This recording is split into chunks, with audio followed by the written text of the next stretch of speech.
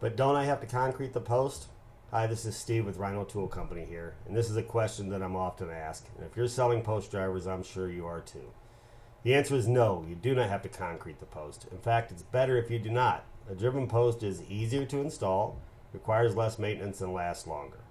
Concrete is used as a ballast for leverage. If you drive a post to the proper depth, you can accomplish the same thing. Proper depth is typically 1 foot deeper than you would have installed the post in concrete.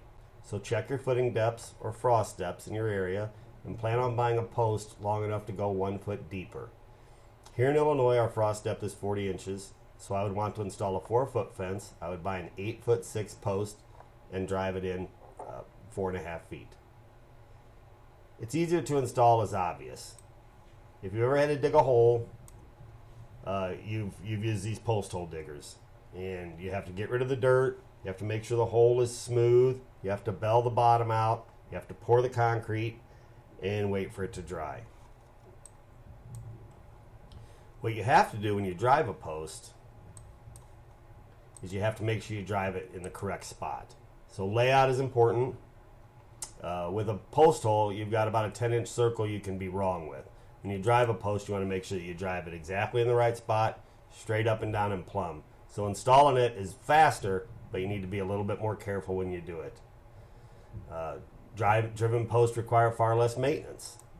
So when you concrete a post, you're going to have to deal with this concrete collar. You're going to have to worry about mowing around it. You're going to have rocks in your yard. Or you're going to pour this 4 or 5 inches deeper and grow grass over it. Concrete, you're going to have to keep an eye on your post because eventually it's going to start rotting and a crack is going to form down here next to the concrete, and that's going to trap water against it.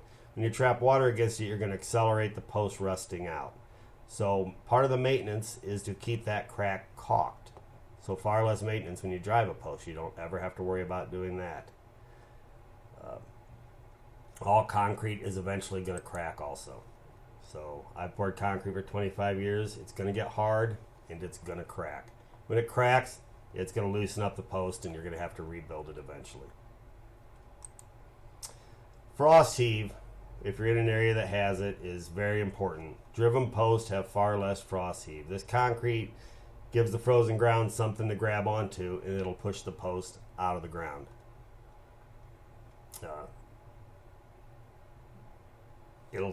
Frost will slide up and down a driven post, and should it grab it and pull it up, you'll be able to just pop the top cap off, drive the post back down to depth. You can see the only option they have in this case right here is to tear it all out and rebuild it. So if you have any questions, I'm going to attach a small article on everything that I talked about.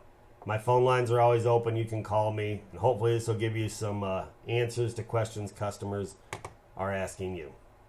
Thank you.